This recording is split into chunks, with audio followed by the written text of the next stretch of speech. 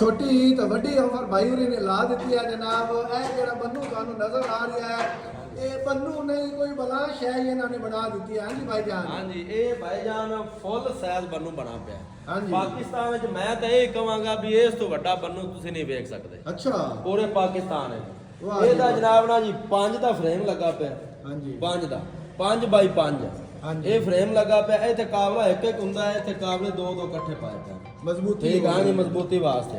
ਇਹ ਥੱਲੇ ਵੀ ਬੱਤਾ 5 ਦਾ ਲੱਗਾ ਪਿਆ। ਇਹਨੂੰ ਪਰੇ 3 ਸੂਤਰ ਫੁੱਲ ਸਾਈਜ਼ ਸਪੈਸ਼ਲ ਬਣਵਾ ਕੇ ਲਾ ਦਿੱਤਾ। अच्छा ਠੀਕ ਹੈ ਜੀ। ਇਹ ਪਲੇਟ ਸੈੱਟ ਵੀ 3 ਸੂਤਰ ਲਾ ਦਿੱਤਾ ਹੈ। ਆਗੀਆਂ ਬਾਰੀਆਂ ਕਰ ਦਿੱਤੀਆਂ ਨੇ ਕਾਬਲੇ ਪਾ ਕੇ। ਇਹ ਜਨਾਬ ਇਹਨੂੰ ਖਾਲਾ ਵੀ ਅੰਦਰੋਂ ਤੁਸੀਂ ਬਣਾ ਸਕਦੇ ਨੇ ਤੇ ਬਾਬੂ ਬਾਈ ਬੰਨਾ ਵੀ ਬਣਾ ਸਕਦੇ ਨੇ। ਹਾਂਜੀ। ਠੀਕ ਹੈ। ਅਗਾਂ ਨੂੰ ਦਾਈਆਂ ਦਾ ਸੀਜ਼ਨ ਪਿਆ ਆਉਂਦਾ ਹੈ ਹਾਂਜੀ। ਤੇ ਬਾਅਦ ਉਕਾਦ ਆਪਾਂ ਵੇਖੀਦਾ ਵੀ ਬੰਦੇ ਹੁਣ ਬੰਨਾ ਪਾ ਤੇ ਮੁੜ ਕਿਰਾਇਆ ਨਾਲ ਮਿੱਟੀ ਲਾਣੀ ਸ਼ੁਰੂ ਕਰ ਦਿੰਦੇ। हाँ जी ਤੇ ਇਹ ਮੁੜ ਜਿਹੜਾ ਇਹਦੇ ਨਾਲ ਬੰਨਾ ਪਾ ਲਓ, ਇਹਦੇ ਨਾਲ ਤੁਹਾਨੂੰ ਮਿੱਟੀ ਲਾਉਣ ਦੀ ਲੋੜ ਕੋਣੀ। वाह जी वाह। ਇਹਨੇ 3 ਫੁੱਟ ਦਾ ਬੰਨਾ ਬਣਾਉਣਾ ਜੀ। ਲੱਗਦਾ ਭਾਈ ਇਹਦਾ ਵਜ਼ਨ ਕਿੰਨਾ ਹੈ? ਇਹਦਾ ਵਜ਼ਨ ਜੀ 5.5 ਮਣ ਤੁਸੀਂ ਲਾ ਲਓ। 6 ਮਣ ਮੈਂ ਕਹਾਂਗਾ ਲੇਕਿਨ 5.5 ਮਣ ਵਜ਼ਨ ਲਾ ਲਓ। ਕਿਉਂਕਿ ਜਿੰਨਾ ਵਜ਼ਨ ਜ਼ਿਆਦਾ ਹੋਵੇਗਾ ਹਾਂਜੀ, ਜੰਮ ਕੇ ਇਹ ਬਹੁਤ ਹੈਵੀ ਬਣਾ ਪਿਆ ਭਾਈ ਜਾਨ। ਹਾਂਜੀ। ਇਹਦੀ ਕੀਮਤ ਦੀ ਵੀ ਗੱਲ ਕਰਨੇ ਆ। ये तो वड्डी ऑफर ਵੱਡੀ ਆਫਰ ਜੀ, ਵੱਡੀ ਆਫਰ।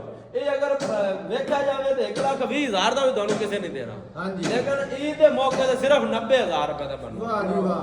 ਇਹ ਭਾਈ जनाब ਸਿਰਫ 90,000 ਤੇ ਇਹ ਵੱਡਾ ਜਨਾਬ ਬੰਨੂ ਤੁਸੀਂ ਲਿਜਾ ਸਕਦੇ ਨੇ ਖਸੂਸੀ ਈਦ ਆਫਰ ਜਨਾਬ ਕਿਸਾਨਾਂ ਵਾਸਤੇ। ਹਾਂਜੀ।